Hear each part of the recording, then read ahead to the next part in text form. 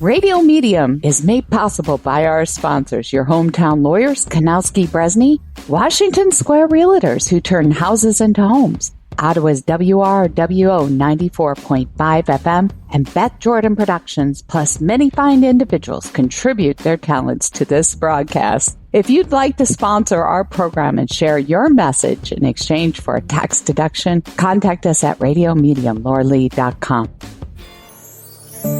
Find insight, guidance, and answers. Laura Lee tuning into Spirit for my special listener, Hannah, who wrote a very important email question.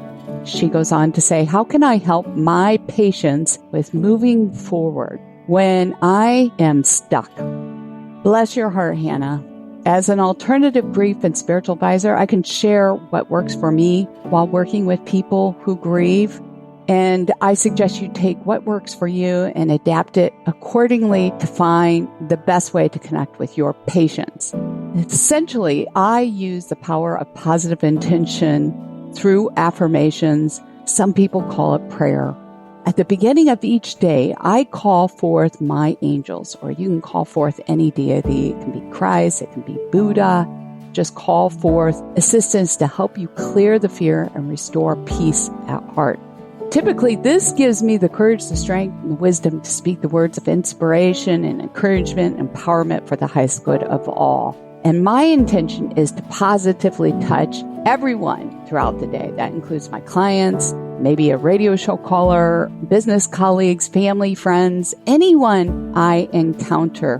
My ritual that I perform is, number one, I recommend sitting quietly in a private spot without any intrusions. And the best time to do this is before getting out of bed in the morning.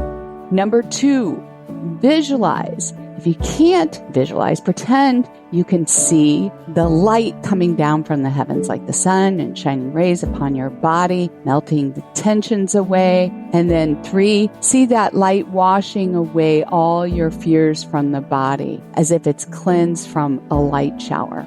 And number four, take a deep breath, inhaling and exhaling consciously through the heart while surrendering all that hard stuff into the light. And then number five, give thanks for restoring your heart, the peace, the joy, the love as if done.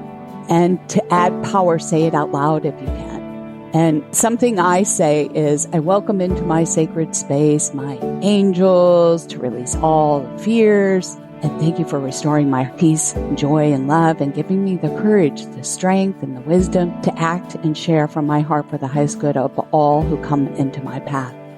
I feel at peace to progress forward throughout my day after performing this ritual. It's not to say I don't get thrown off at times, because we all do as humans. However, if I fall off center, I'll perform it again or go out for a walk to commune with nature or take some time out to restore my center. I also trust that while I might not always say what people want to hear, I've given them what they need in the moment.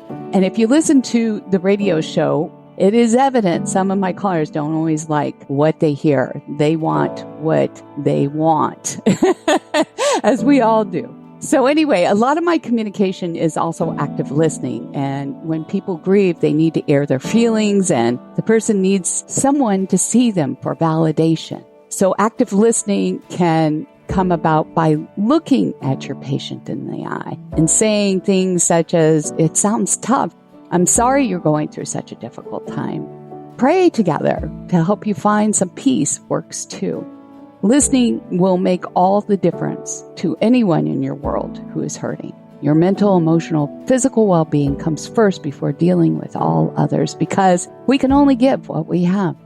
I hope this helps, Hannah. Keep me posted. And if you have a very important question you'd like to ask me, go to radiomediumlauralee.com and search out email readings and submit it that way to me. And I'd be more than happy to answer your question and maybe perhaps even here on air.